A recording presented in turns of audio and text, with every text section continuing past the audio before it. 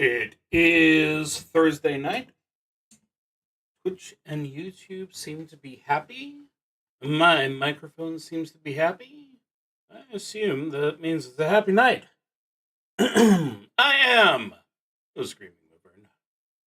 Call myself Wyvern because it's what we put on the sign back there, and it would be really awkward to change my account. And tonight, I'm not going to say I'm doing something slightly different because I have worked on something similar, but I have been playing several games using the Carta system by Peach Garden Games. I will have their info on the screen soon, but it is Garden Games on itch.io. I think it's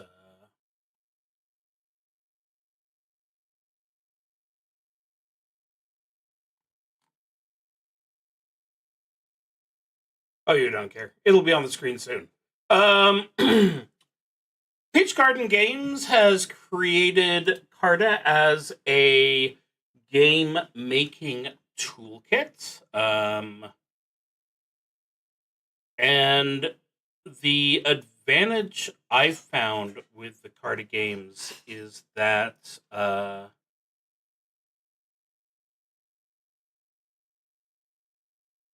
you basically have a dungeon all set up for you.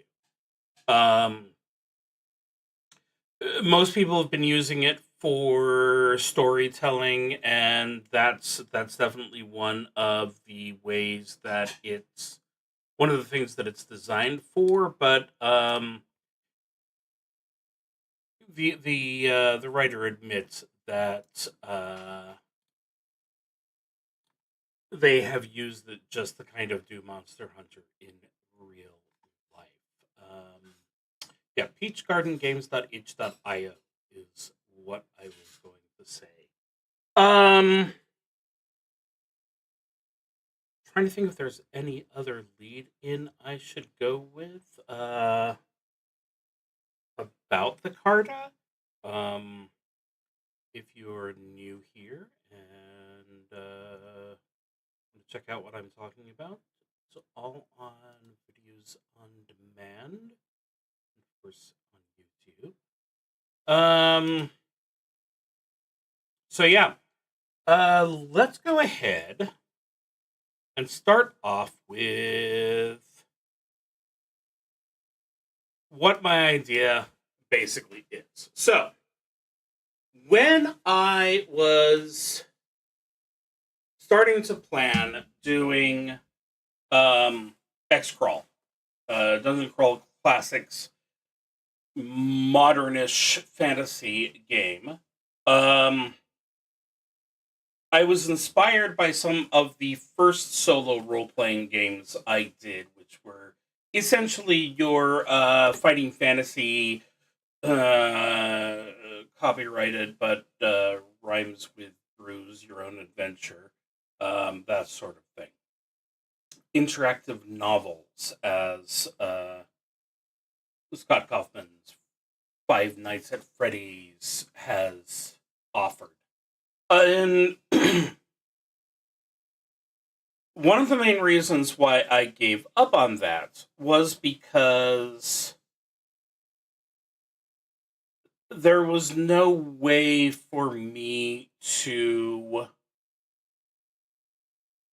come up with a one-size-fits-all game, in my opinion. I could either teach, how a zero level works, or I could teach how I'm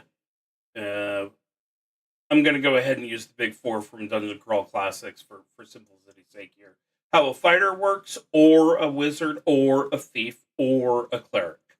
And of course, that's not even getting into the fact that all the demi-human ancestries have their own character classes. So you also have your dwarf and elf and halfling. I'm going to say halfling.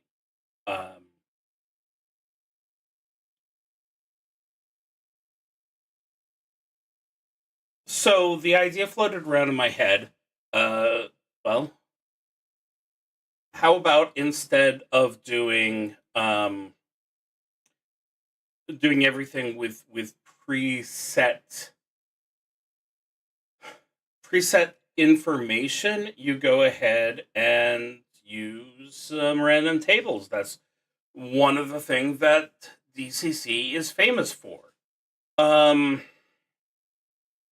but that didn't feel very effective. You were still doing the same plot, but now you were dealing with the fact that in any specific situation, uh, the rooms are set out in the same place, and it might be a lower level or a higher level monster. I don't know why I decided let's go ahead and flip how the handstand goes, but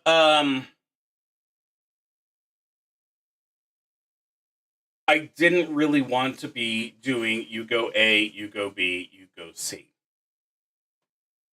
And then, as I said, I spent some time playing Carta games as journaling games or solo role playing games, however you want to phrase it. And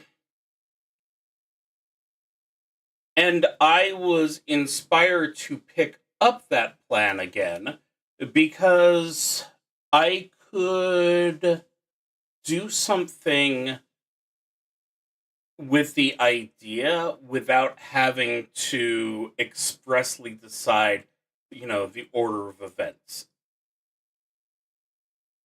I didn't have a specific story in mind, is really what it came down to. The Hounds of Halthred Keep. There was a very specific uh, beginning and end goal with on the little secret. There was a very specific start and end goal. I didn't know what that should be, and that becomes less of a problem when you're doing something that's a little more fluid, like I'm thinking of with the Carta system. So uh, that is our elevator pitch. That this is going to be a game masterless dungeon hack using the Carta system to randomize the flow of the game. I don't really want to call it a solo RPG anymore because I've seen some of the stuff that people do with solo role playing games at this point, and it really is just going to be like an oracle, a GM alternative for you know when you've got just a couple of people that you're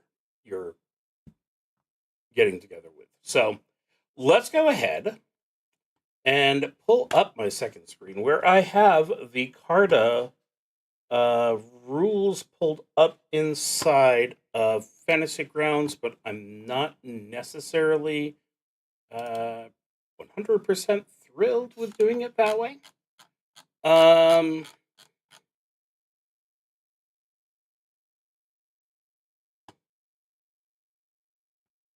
let's go ahead and close that down, and I'm pretty sure I have.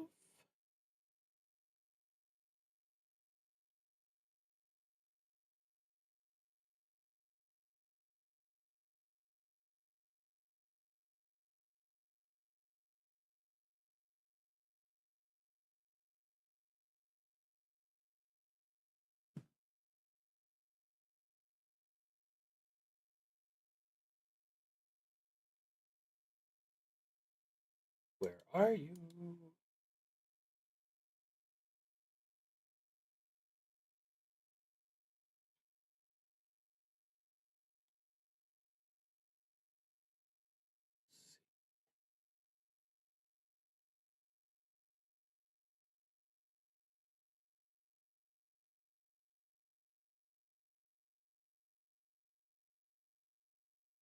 Okay, you were doing so well for a moment there.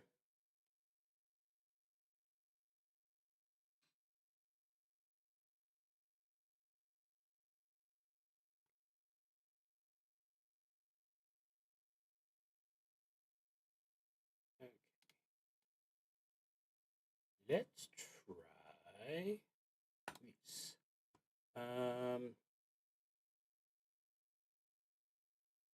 Display capture, not game capture, window capture. Let's go ahead and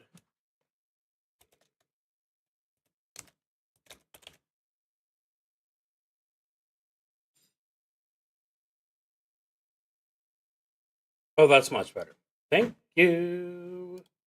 Okay, go ahead and make this look a bit nicer.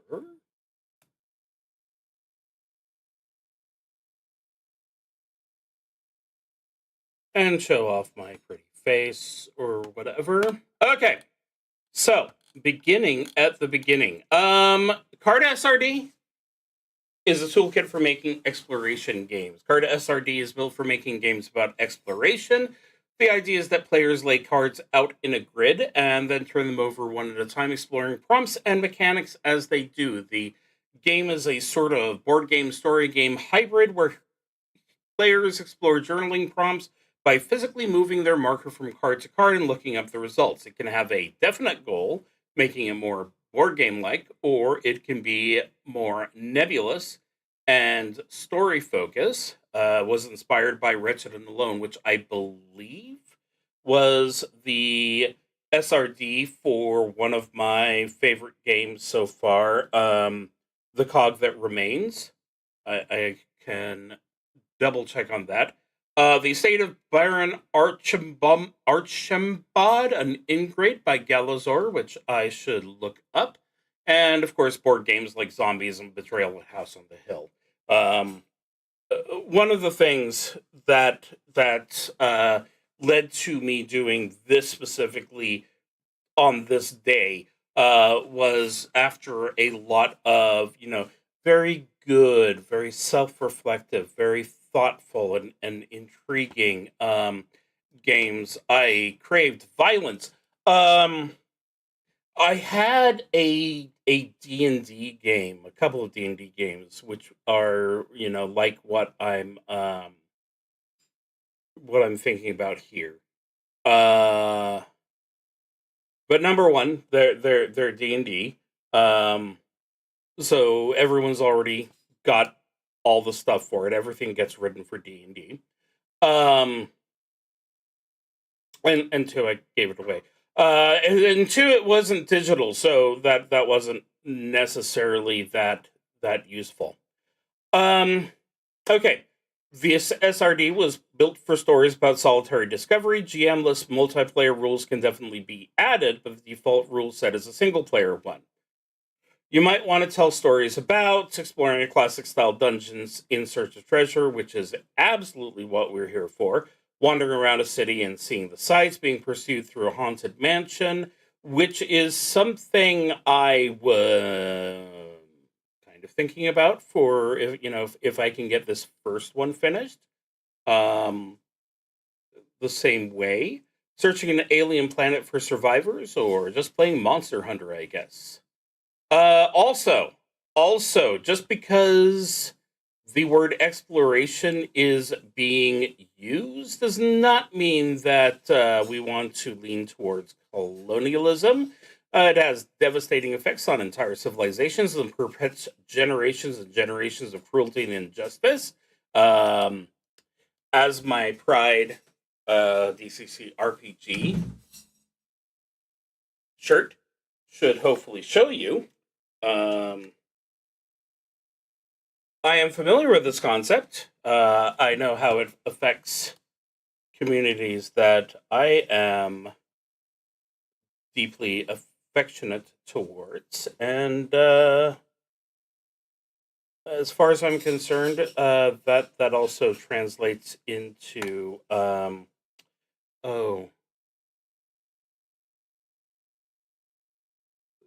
the really fake, really harmful loyalty to your country. There's the proper English term for it, but it slipped away. And at some point in the next hour, I'm suddenly going to remember. Agreement terms: you are free to create Carta games. All I ask is for credit using the attribution text below. The contents of the SRD are available for use under the Creative Commons attribution.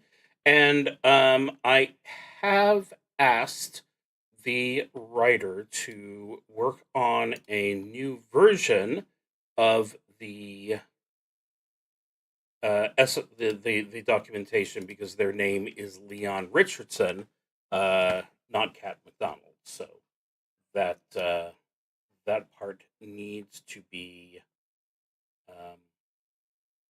properly updated.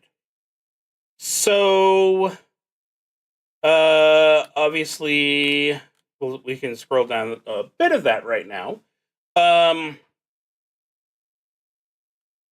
And all the text should be the same size as the rest of your copyright section, not redacted or obscured in any way. Electronic can use the unported license. You can't imply that Leon or Peach Garden Games is endorsing you or sponsoring you unless special arrangements have been made. It may not use any material from Peach Garden Games product that is not included in this SRD. And let me tell you, Peach Garden Games has a lot of stuff to be interested in doing. So this is the itch.io. So we have several single-player games. We have several more traditional role-playing games here. Blazing Hymn. I'm trying to remember. I think that is. Yeah, I'm so prepared for things. I believe that's their. They also stream this. And Heroic Hoard, same thing. GMless party games, which I definitely need to look into. Ritual games, and this is not their only RPG design tools. So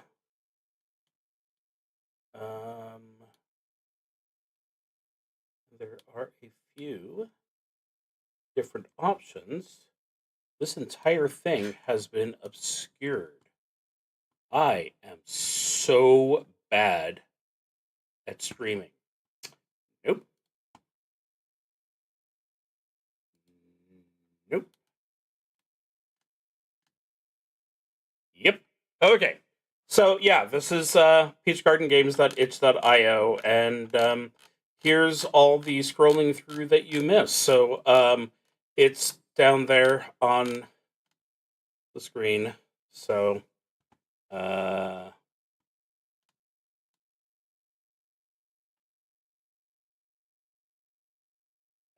am an excellent streamer.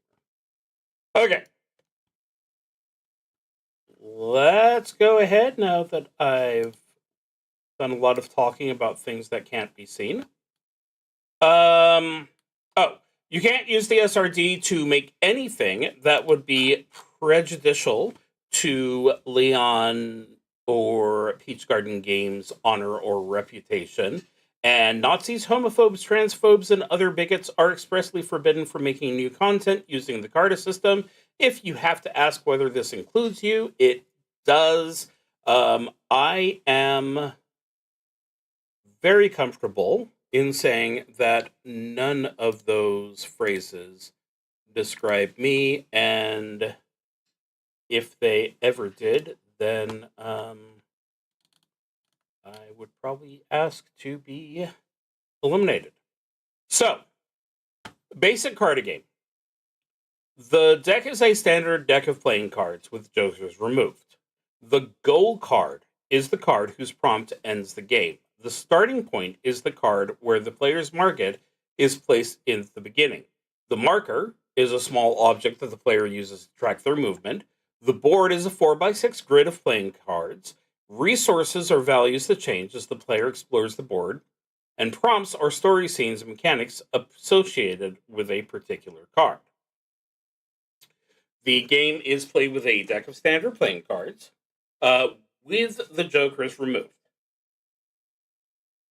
The player should also have a way to track resources and a marker, like a coin or small toy. Players start play by going through the deck and retrieving the goal card and the starting point. Next, players shuffle the deck and draw 22 more cards to bring the total to 24. The player then takes this pile and shuffles in the goal card face down. Once this 23 card pile is shuffled, the player deals out the cards face down in a 4x6 grid, filling the last place with the starting point face up. The card is played by moving the marker from one card to an adjacent card, turning the card face up if necessary, and then following the prompts. The base gameplay involves moving around the board of cards, but resources add another layer of complexity on top. They're immensely variable, and that's a great way to flavor the base rules. There are 2 basic modes. You can use either one, or you can use both. Survival mode. Survival mode is about exploring while your resources are dwindling and looking for ways to replenish them. It could represent warmth, courage, fuel, blood, or something else that you need in order to carry on. The player starts with 8, moving from card to card costs 1. 10 of the prompts reduce it by an extra 1. 15 of the prompts increase it by 2. There is a consequence to reaching 0. Players may have to return to the starting point or lose the game entirely. Or collect mode, which is about searching the area for smaller pieces of your ultimate goal. These could represent advantage, clues, rescues, or something else that you need to achieve your goals. The player starts with 0, 13 of your card prompts, add 1, or cards of a certain suit, add 1. When the player reaches the goal card, they only succeed if they have 4 or more of these, or if every card on the board is face up. The goal of the game is to move the marker onto the goal card and succeed at the condition written in its prompt. For a basic game in survival mode, the goal is to arrive with your resource higher than 0. For a basic game in collect mode, the goal is to arrive with your resource higher than 4, or if every card on the board is turned face up. Every card should have a unique prompt written about it. The player will look up each card's prompt as they play. It's a lot of work, but it's part of making the game a unique experience. Not every card needs to interact with the resources, but each card should be something special. And, of course, they have examples. Okay, so tuning the knobs. You can reskin the base game all you want, but you might want to make some adjustments or even introduce your own mechanics. Obviously, you can change all you want. I'm not the boss of you, and that's okay. But in this section, I've included some guide rails. If you're going to tweak the numbers, you might find the following statistics helpful. Remember, any outcome is possible, even if the possibility is remote, so try not to make a game that cannot be won. The odds of getting a card in a particular suit is 1 in 4, or 25%. On a 24-card board, there will, on average, be 6 cards of any given suit. The odds of getting a card of a particular color is 1 in 2, or 50%. On a 24-card board, there will, on average, be 12 cards of either color. The odds of getting a card with a particular value is 1 in 13, or 7.6. And by value, of course, he means, specifically the what do I have on my screen over here? It's the 4 of clubs that I specifically have here.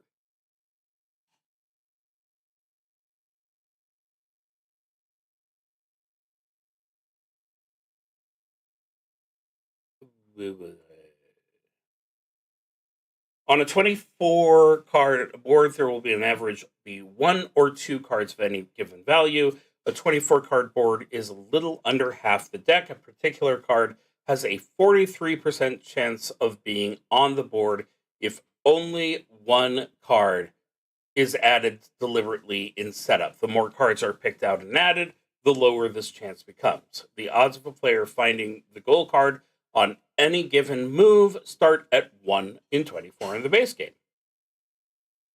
So, setup. Any card that is mandatory for play should be picked out in this step to make sure it ends up in the game. If you choose to have multiple gold cards or multiple fixed cards on the board, be sure to let the player know during setup. If you want a card to be visible from the start of the game, shuffle it in face up. If you want a card to be hidden at the start of the game, shuffle it in face down.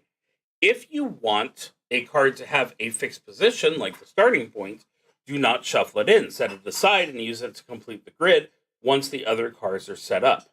Adding more cards deliberately stabilizes the game, making sure the player has a chance to encounter certain key events.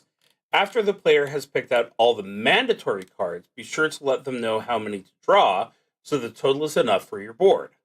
Making the board larger increases all the averages above. It also makes the game take longer, as the player's odds of finding the goal cards are decreased, and making the board smaller decreases all the averages above.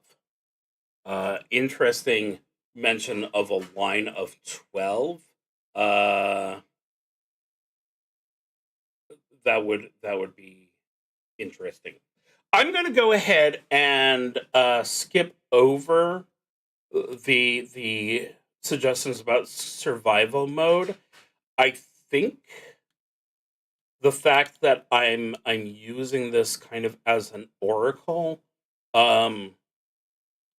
really means that we're going towards a collect mode style game. So the player is trying to collect experience points. They're trying to collect treasure. They're trying to collect hit points in some cases. I suppose that makes it a survival game, but it's not quite the same. So when changing collect mode, you might want to change how often players gain their resources. The default increases it 1 in 4. You may want to add die rolls here. You may want to change how many are required or how they interact with the goal card, and there's no guarantee that there will be enough of the right boards on the card. Take that, reverse it. Write cards on the board unless you have the player fish them out and add them deliberately. In order to make sure your game is still winnable, remember to add something like the "or every card on the board" clause in the base game. Tweaking the goal card. The goal card can just be a card that ends the game when the player finds it. The goal card is only the end of the game if the resources for the entire board has been explored. You might want the goal card to have a die roll on it. Might want a final challenge that takes one last piece of your survival mode resource. Most important thing is that your final prompt meets 2 criteria. Number 1, it lets the player know what, if anything, to do next. It is always, no matter what, there was no is there. I am making up words. It always, no matter what cards have come up on the board, creates a winnable game. If you're playing a grim or intense game, it can be fun to make a game that is very difficult to win, but make sure that however unlikely or difficult it is always possible. Tweaking the card prompts. The ratios suggested in the base game are just suggestions, numbers that have worked well for me in the past. If you want the resources to change more often, all that. Okay, prompts. Definitely going to ignore those so that I am not sharing the entire thing. Although the SRD is pay what you want. So I would personally recommend at least $20. That's what I handed over. So let's go back to some of the base concepts.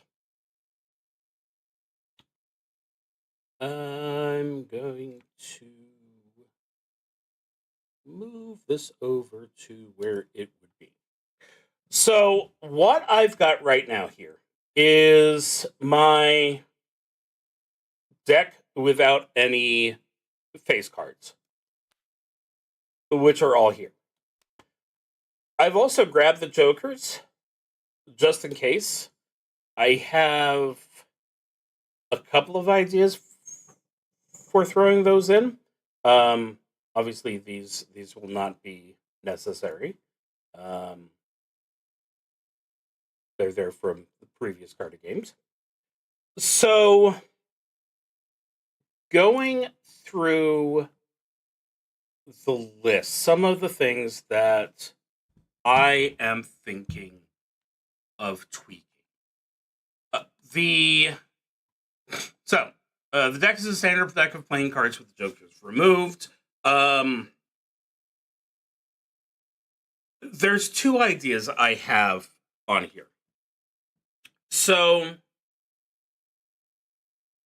number one is if you want to do just a dungeon hack,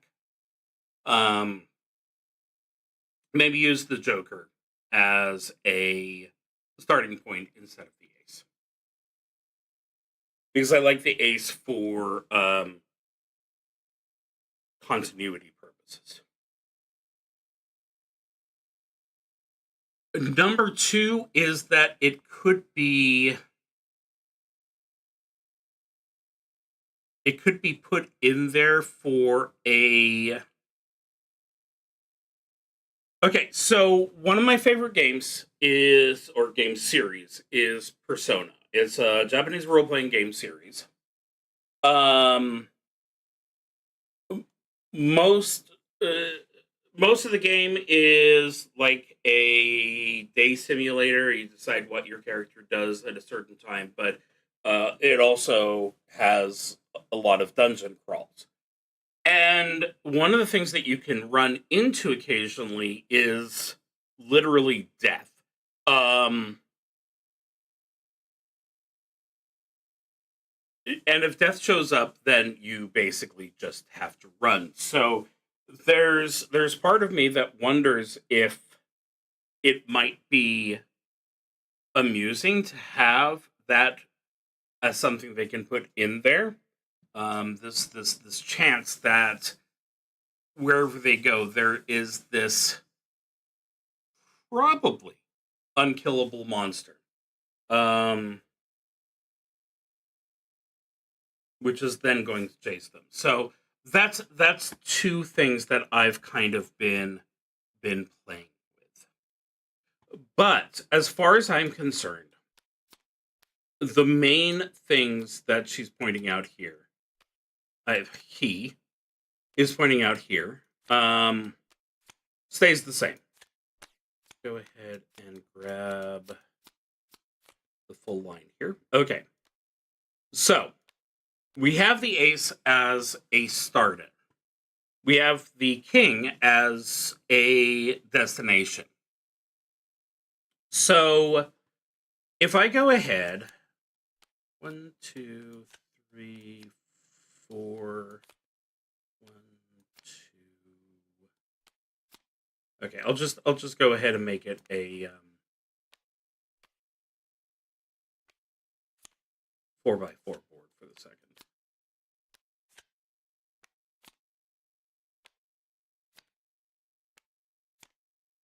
Okay, so the Ace of Hearts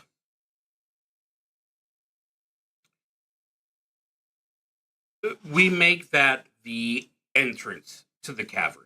You're exploring the dungeon, you go into the cavern, you face whatever initial guards there are, and then you continue exploring until you reach the king.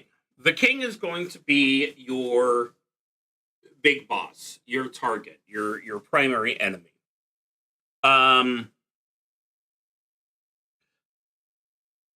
So I envision there being 5 options. Number 1 is going to be that you have 4 different quests, each represented by the different suits. And I've already kind of figured out what the suits should mean to me. So, on the one side, I see life and death. We have the hearts, obviously, on the life side, the clubs on the death side. That is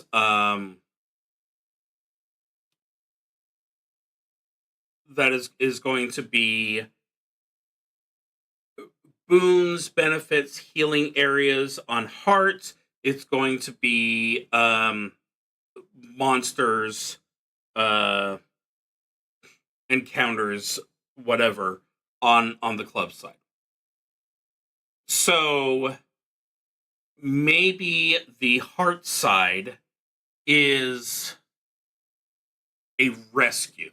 Maybe there is someone that we've been tasked to help, like ye old princess, if we're going to be absolutely generic fairy tale about it.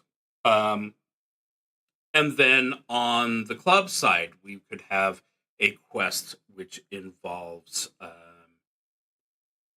a cadre of necromancers. Necromancers are always fun. So on the other axis, we have diamonds, which for some reason I saw as being treasure, and spades, which is, I'm going to say traps. I'm going to say the opposite of treasure. Obviously, these things often go together, but whereas treasure is going to give you room for benefits and improvements, the spades are going to give you disadvantages and loss of resources. And on there, for our overarching quest, we could have the diamond face cards be a bandit camp that we're raiding, and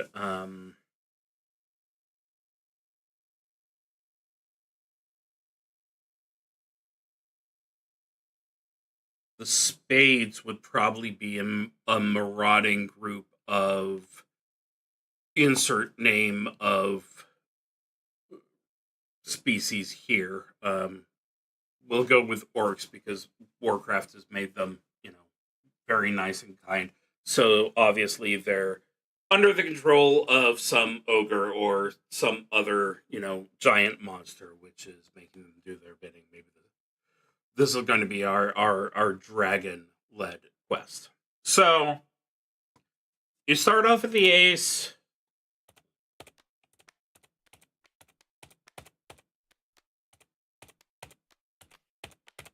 You wander through, doop, doop, doop, doop, doop, doop. As you come across hearts, that's going to be some kind of boon. Diamonds, some kind of treasure.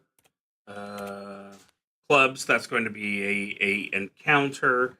And spades, that's going to be some kind of trap or other bad thing. And then, in this case, what did I say heart was? It's going to be a rescue mission of some sort. So, that'll be where you face the final champion, who is blocking the way to the princess. So I feel like that's all success. And what we can do is the Jack and the Queen can be mini bosses, side bosses, something like that. It's not absolutely essential that they are actually in the stack. It's just an extra couple of encounters. So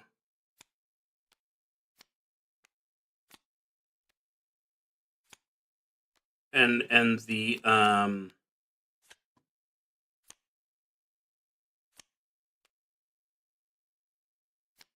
other option, if you don't really want to be telling a story, here's the Joker, here's your map. You need to get back to the Joker to here's the Joker. Here's your map. You need to get back to the Joker. So that's what I've been thinking of so far. Okay. Absolutely, the board is the 4x6 grid. I like that. I like that very much. Resources, that's going to be replaced with your normal. I mean, it's going to be a Dungeon Crawl Classics. One of the advantages of Dungeon Crawl Classics is, I like it. The one of the other advantages is the fact that for low level characters there is a free download that can get you started. So there is a way to do everything effectively free. Gold card is going to be the final fight. Prompts, of course, I have plans for that. That fits into the whole concept thing. So what I'm going to go ahead and do for proof of concept here, let's go ahead and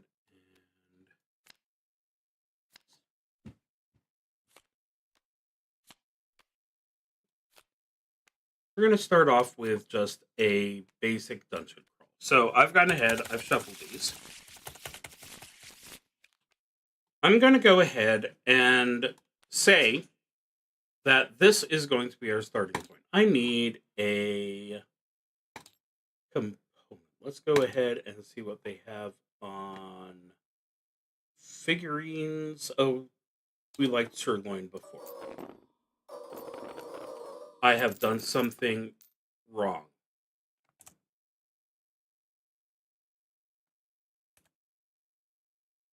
I'm not sure what it was.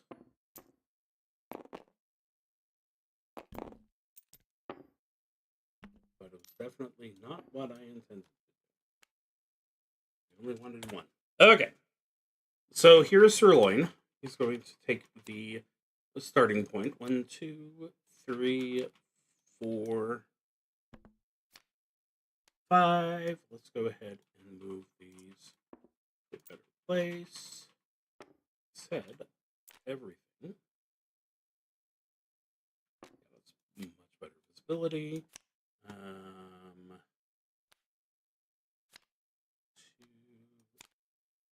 3, 4, 5. Actually, I can go ahead and close that.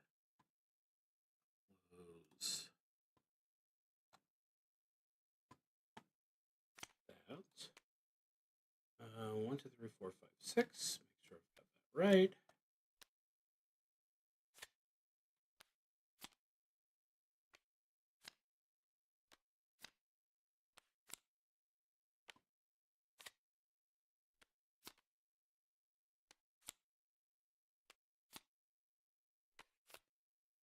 Okay. I have a copy of Obsidian open over here, where I'm going to type some notes as I go through them. But for the moment, I'm going to flip over to Fantasy Grounds. I've not actually done this before, so this should be very exciting. I am actually going to roll a character that is not first level. So, add a new character. Of course, we are very predictable.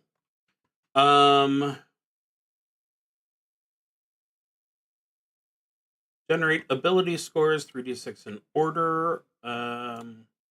Okay. So what do we have here? We have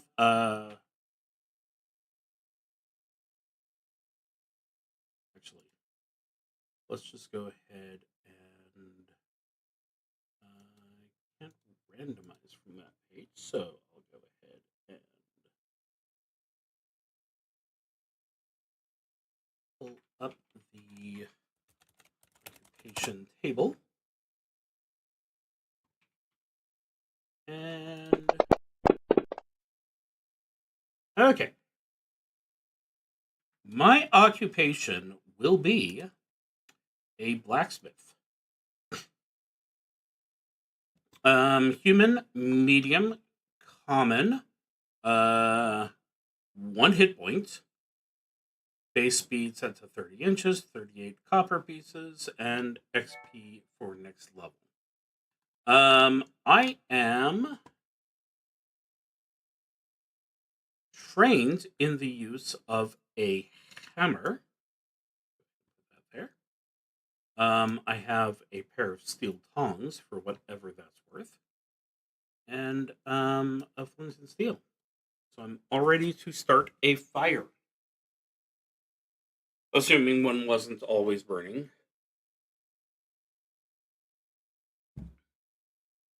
So that is our 0 level character. Now, high strength, high luck, lousy agility. Not very good stamina, as we can see. Personality and intellect are fine. So, guess what we've got here? We've got a fighter.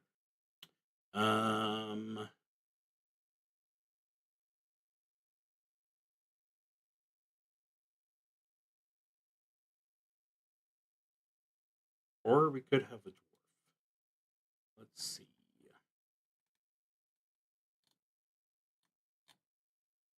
Because going from a dwarf blacksmith isn't exactly the hardest stretch. I'm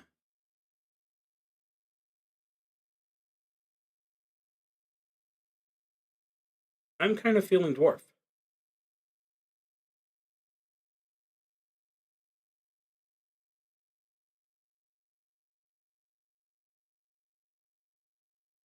Dwarf level 1, which has increased my hit points a little bit.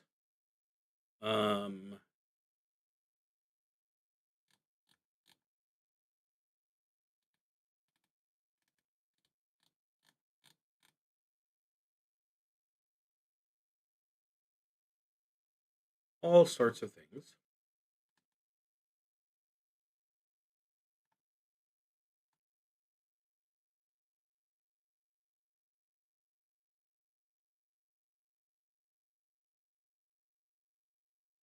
Okay.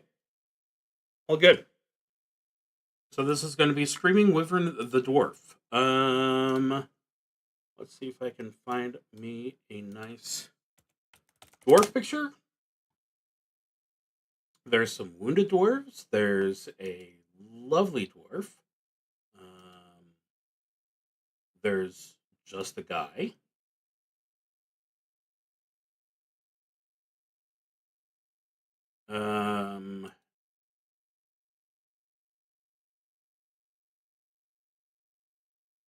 Dungeon Crawl Classics insists on, well, the dwarf class is a sword and board.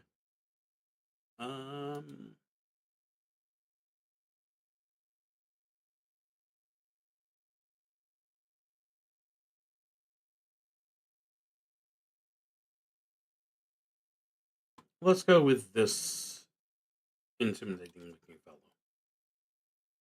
Won't fool anyone who knows me, but it's there. Okay, and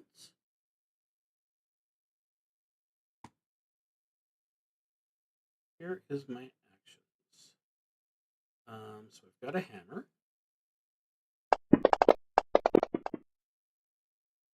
Didn't do that. Shield bash. Should be a D16. Oh no, D14. There it is. Perfect. Okay. So I need go back to inventory and see if I can fairly afford myself a shield.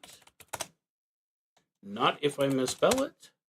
Shield. A shield costs 30 gold pieces, so no, I can't legally do it, but there it is anyway. And we'll go ahead and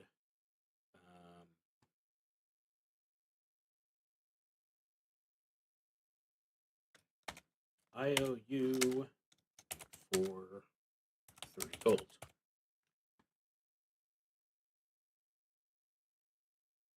I suppose I could say that, since I am a blacksmith by trade, I could have made it myself, but where's the fun in that? Okay. So, I go back to Tabletop Simulator where I have my things. So, the Joker is going to be the starting and end point. Once a situation triggers, then the room will be used. But then you have a chance of wandering monsters. So let's go ahead and start off going in this direction. That would be the 8 of Hearts. 8 of Hearts is a boon or a blessing.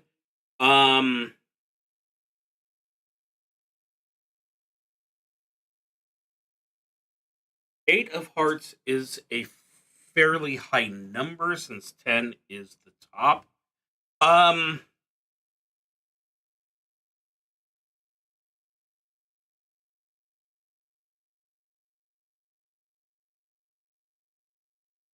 Let's go ahead and make this something really cool. So the 8 of Hearts means that we've run across a room in the dungeon that is it's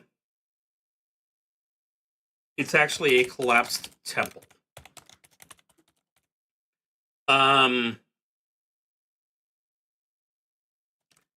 So ScreamingWyvern here takes the time to go ahead and clean it up, and in return, whatever forgotten and lost god is going to give plus 2d for the next combat. Actually, let's pull open.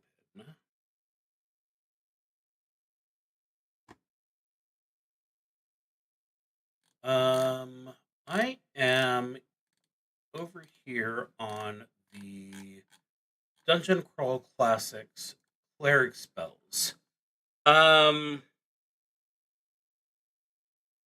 So a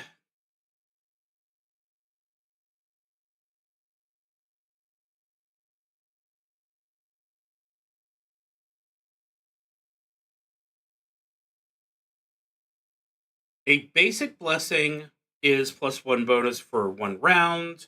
Slightly more advanced is +1 bonus to all attack rolls for a turn. So 10 rounds. 1 +1 bonus to all action rolls for a turn. Then +2 and random. Yeah, I think we'll just go ahead and say it's +2 to all action die rolls for the next combat. So using that higher level bless without it being too high a level bless. Okay. So I need to go ahead and rotate that to show that room is a one-time thing. I can't clean it up for them.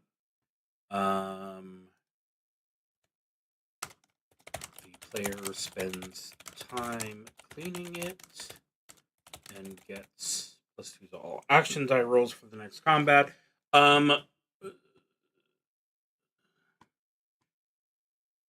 That would risk a wandering monster.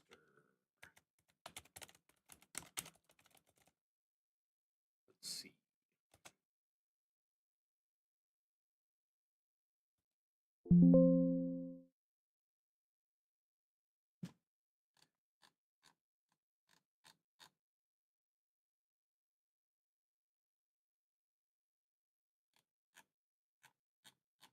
I see that the Underdark Slug will increase the chance of attracting wandering monsters, but it doesn't give me too much information about that.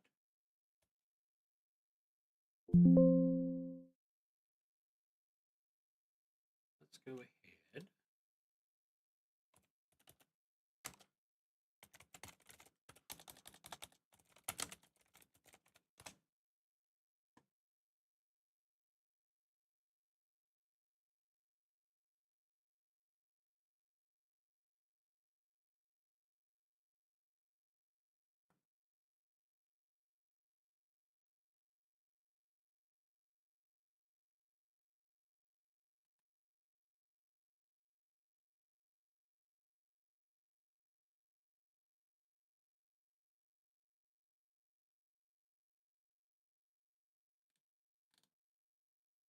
Okay.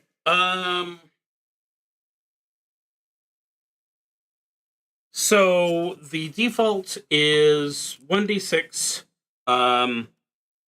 This is fan work, but they pull from the D&D Basic Edition, the 1d6, and there's a wandering monster under 1 or 2, or on a 1. So there's 1. So I go ahead and find my first wandering monster. Let's go ahead and start off my wandering monster table. Wandering monsters should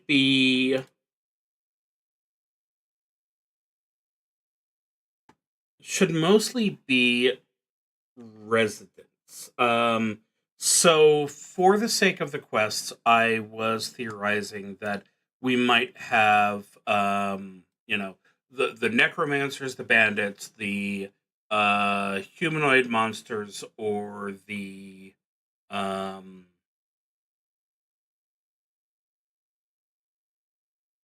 human cultists. Yeah, probably going with the life. We have humanoid cultists, but I don't have. This is a dungeon crawl, so I don't really have anything too specific. Let's go ahead.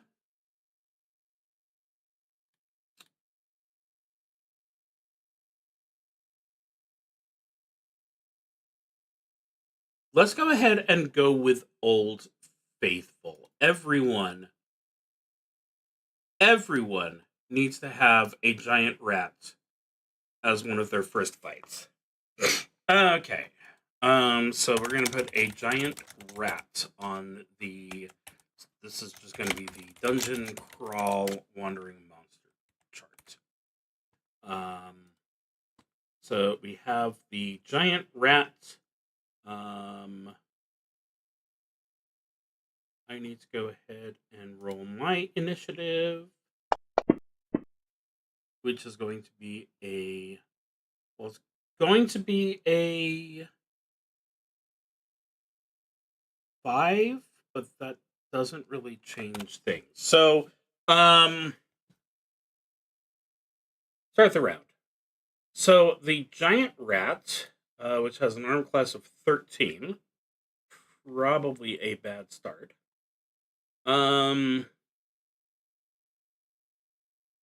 Is going to target me and attempt to bite me, which it does not manage to do. So I approve of that. So that makes it my turn. I can go ahead and target the rat. And I'm going to start off with my hammer. But every action die is at +2 because of the blessing from the first run. A 5 is not an excellent first roll, but every dwarf gets to follow up with a shield bash, which is also a miss. That puts us back to the start.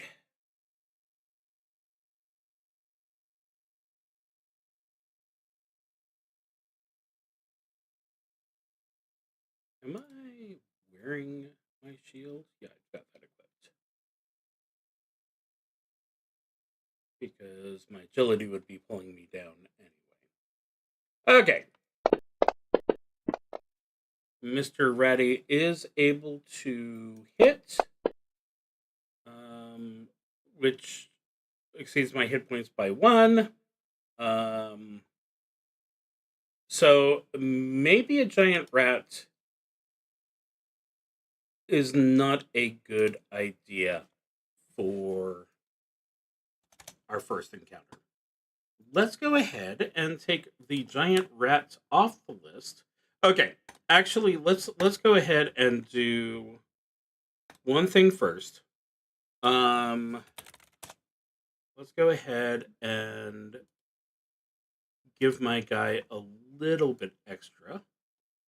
There's a chainmail shirt. Much better. I'm also going to give him a healing potion. A potion.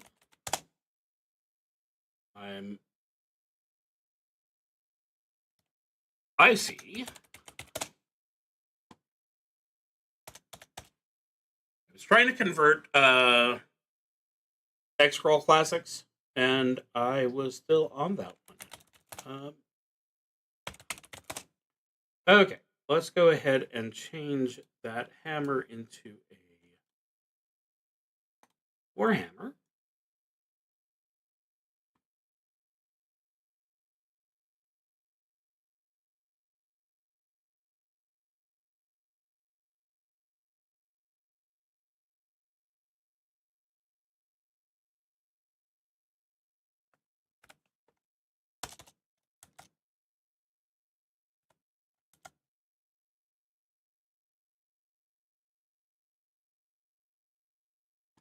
Okay, and we'll go ahead and remove the IOU.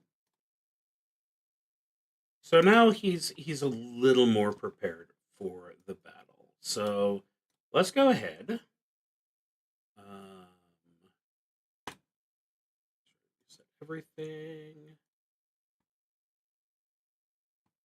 Okay.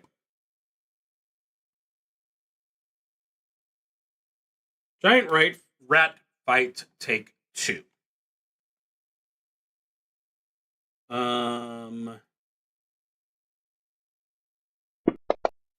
This time my initiative is much higher. And that goes to 17 for the blessing. I wonder.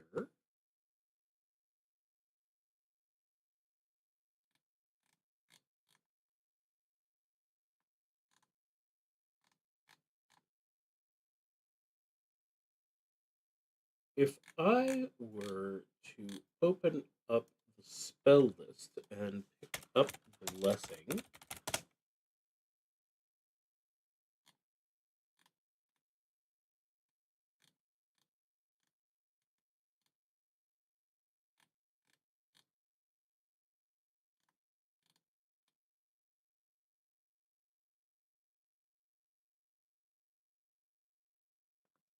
That very much was not what I wanted. So, yeah, just have to remember. You're overcomplicating things again. Okay, so each target each other. Wyvern gets the first go this time with his +2 modifier. Does his shield bash first for no reason. That's almost illegal, but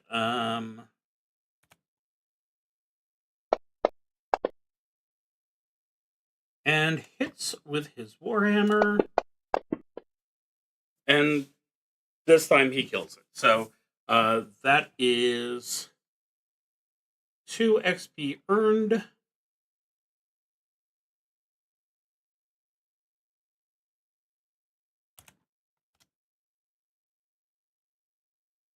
And we can move on to the next room. Okay, so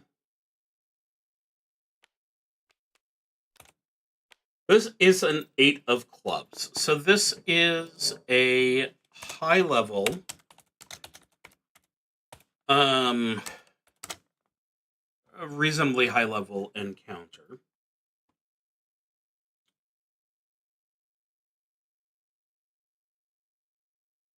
I would say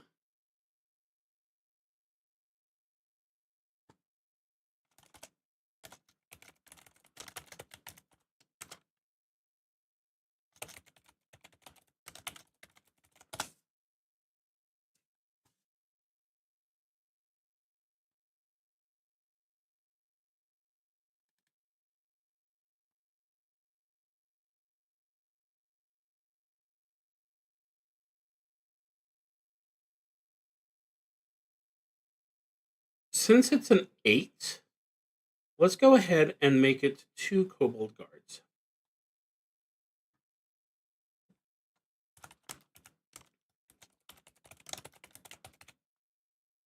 That will be a very frightening battle for our little friend here.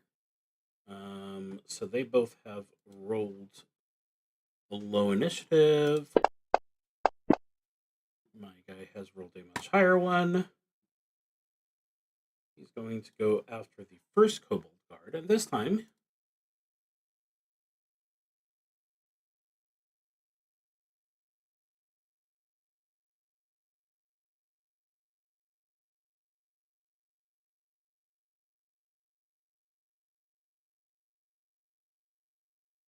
okay, doesn't say two-handed. All is good. So we do our normal Warhammer attack for 14. Very sad how close it was to the... And that just wounds the kobold.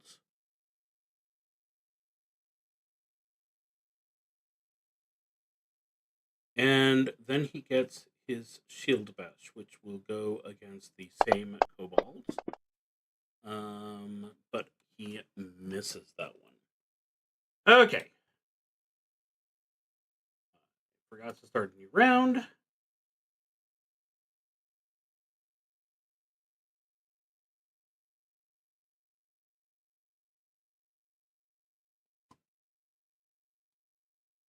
So it's got its tiny sword.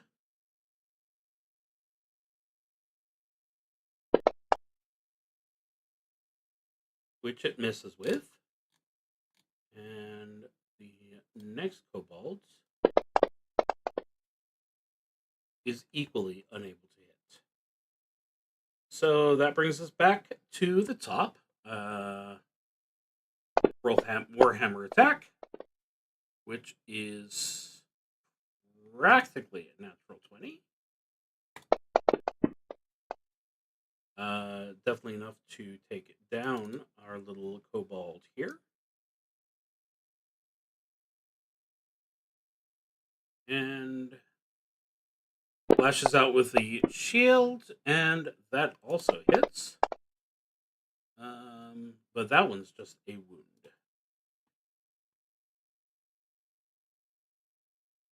One last try. That's a hit. But only scratches our friend, who now gets to try one more time.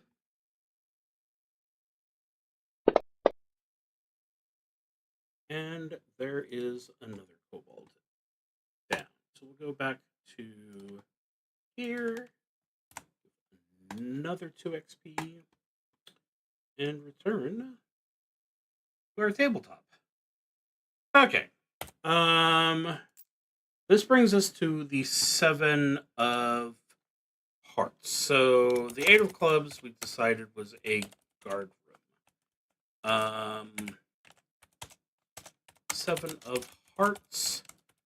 The previous one was a collapsed temple, so let's not do that right now. So this is going to be out of the way room with a small underground spring.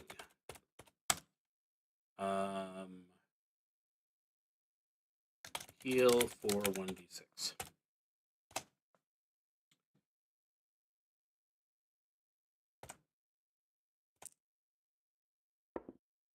So heal for 4. Actually, with it being a high number, I will say actually 2d6 for future reference, but 1 is all we needed here. Okay, this room has been used.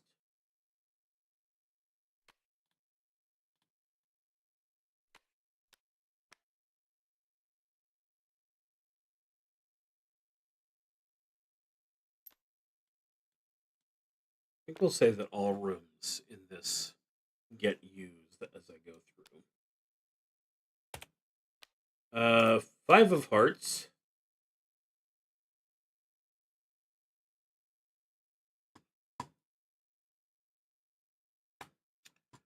The hearts are a little harder to figure out.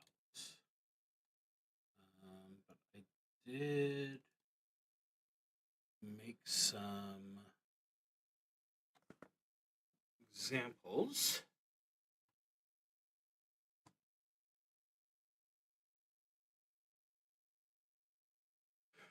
Five of hearts. Oh, an alchemist has been through here. Roll on a potion table, or maybe someone robbed a alchemist.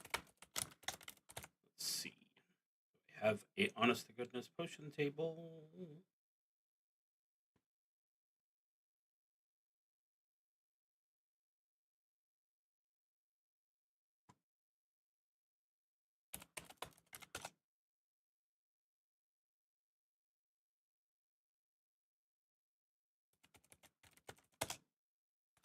Okay, so they don't have one for me.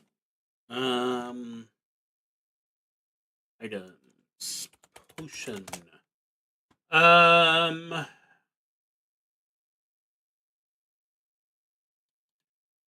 anything that's too powerful.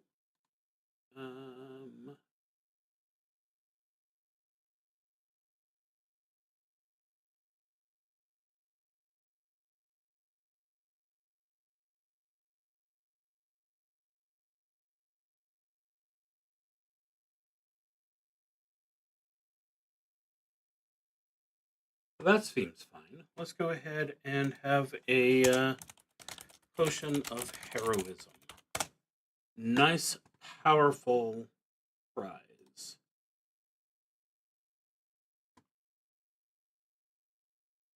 Which also happens to be just one time. Okay. So that is used. And that's a 4 of spades. A 4 of spades I put down as a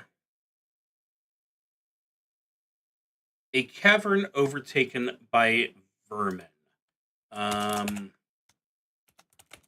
Vermin are going to be your small nasties. Another giant rat is going to be kind of on the high end of that. Let's see what else we have for vermin.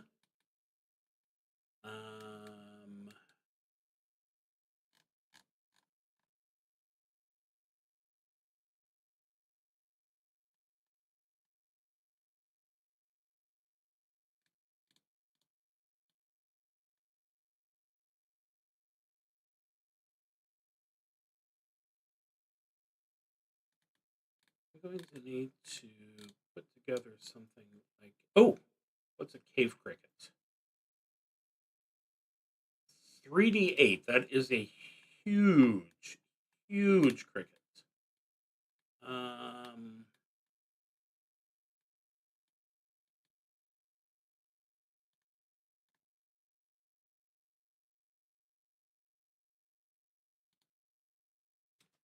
Fire beetles are going to be pretty big. Yeah, 2d8. A flying beetle is also pretty big.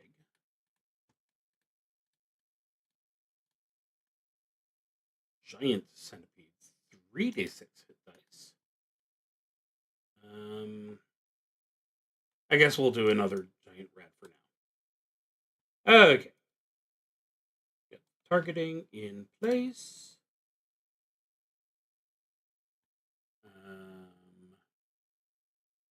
Get my new initiative.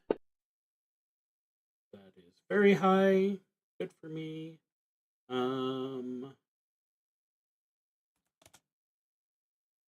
Start the new round. Okay.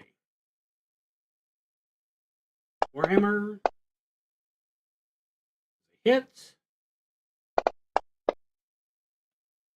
But not a killer one.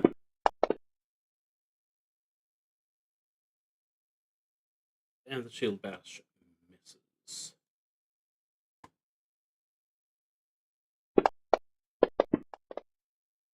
Ooh, 19. Not good. Heavily wounds him. So I'm going to do a fortitude save, and I need a 7. And that is a 10. So no problem there. New round.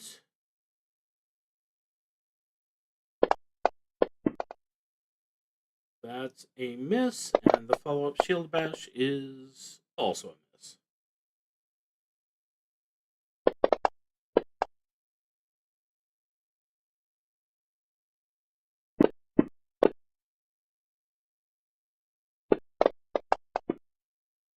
And they just stood there staring at each other.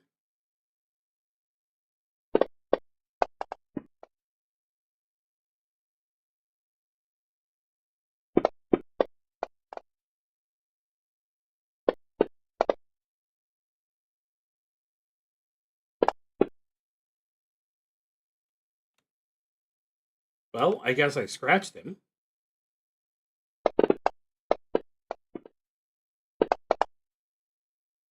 And that's him down. We're going to go ahead and do a...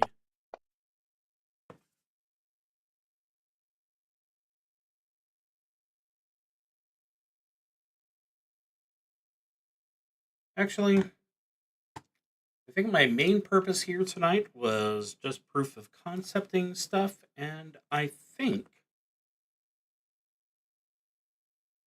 that I have. So, problem number 1, of course, is just going to be to come up with a variety of different rooms. I have purchased a humble bundle which contains about 100 different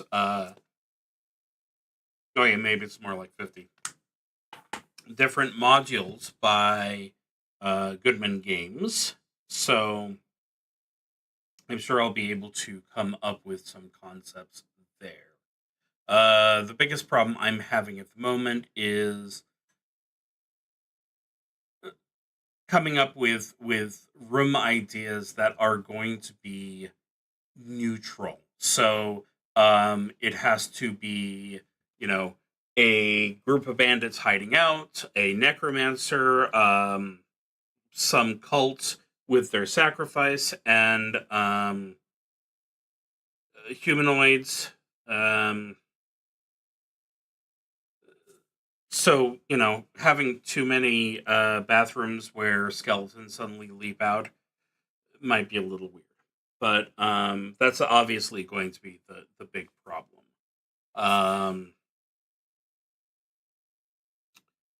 Then, creating relatively fair tables. Um,